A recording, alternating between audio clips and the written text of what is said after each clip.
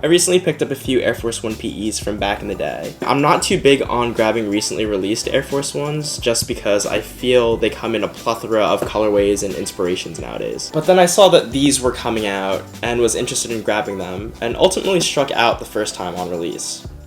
The one thing that I've learned in my years of collecting sneakers though is to be patient, and if you want a sneaker, it'll come your way, and that was certainly the case with this pair. I was able to hit on one of the many restocks, and I mean there were a lot of them, with this one being from East Bay. So this pair draws inspiration from streetball culture, and is dubbed as the Rucker Park Air Force 1 Low, as it pays tribute to the legendary basketball court in Harlem. The dead giveaway of that inspiration can be found at the heel counter of each sneaker, as it has an embroidered orange mini swoosh underneath the 10039, which is the zip code of the neighborhood of Harlem that Rucker Park is in. Other than that detail though, the overall sneaker is reminiscent of pretty much any recent GR or general release. At the toe box and mid panel of the sneaker is an actual white smooth leather, while everywhere else such as the mudguard, the eyelets, the heel, all have this sort of textured finish to the leather. It's interesting because those two leathers have the same smooth feel, but those secondary areas that I mentioned have a slightly different look to them. You wouldn't notice it from afar, so I'm hoping that the camera picks it up. Aside from the smooth feeling leathers, these utilize a tumbled leather at the Nike swoosh. It's most likely just a textured finish to it, but it does have a decent feel to it. If I had to guess, the visual differences in all the leathers are probably to match the surface of the actual court at Rucker Park at how rigid it can be. But that's not confirmed, so who knows. The overall leather quality on these though is what you'd expect for a $110 sneaker, and that's just decent. Think of the all-white Air Force 1 that everyone has, it's essentially the same thing. It'll crease the same way and will look nearly identical as they wear.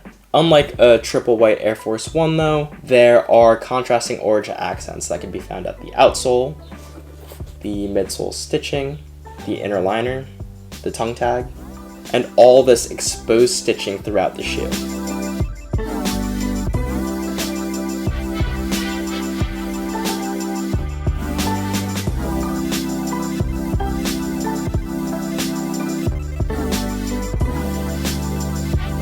Playing on that same orange basketball theme are the orange insoles with the basketball court inspiration, as well as the orange basketball lace dubre with the Nike logo on it.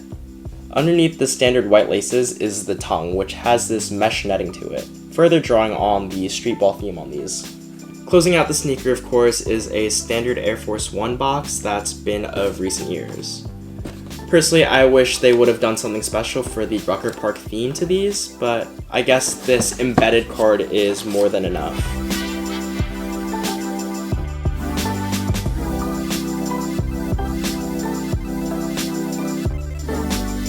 As for sizing and fit, I hear of people going down half a size because Air Force 1s in general do run a bit big, which I agree with. My internet famous all-white mids are in a 9 and they fit me great. However, I do like the extra room, so I went with my true sneaker size of 9.5 on these.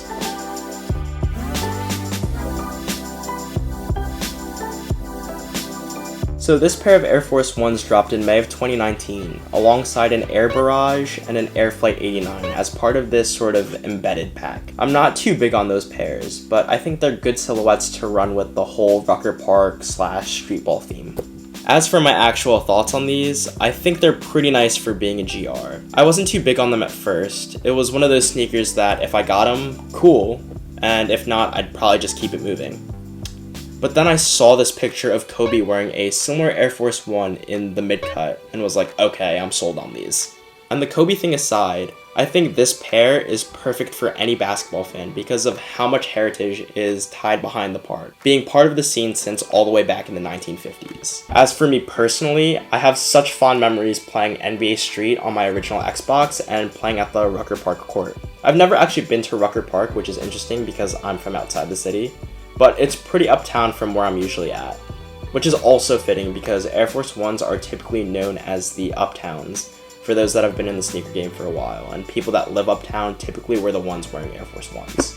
That said, I couldn't imagine a better sneaker silhouette to go with this whole Rucker Park theme. As for the overall value on these, you seriously can't go wrong with a $110 retail price. I feel sneakers like this one tend to stagnate, so right now they don't go for too much on the resale market.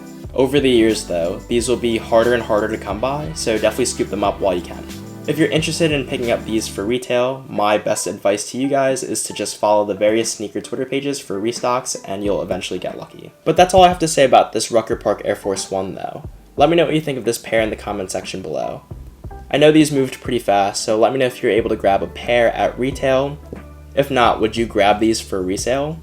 Do you like the story or inspiration behind these? Let me know all about it in the comment section. Additionally, if you're digging content like this, be sure to check out other sneaker reviews on my channel because I've been consistently putting out content for the past 2 years now, which is crazy to think.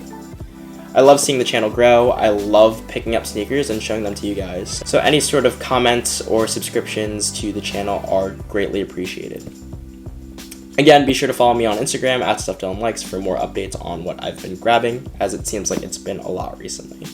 Otherwise, that's a wrap for this video. I'll catch you guys in the next one. Peace.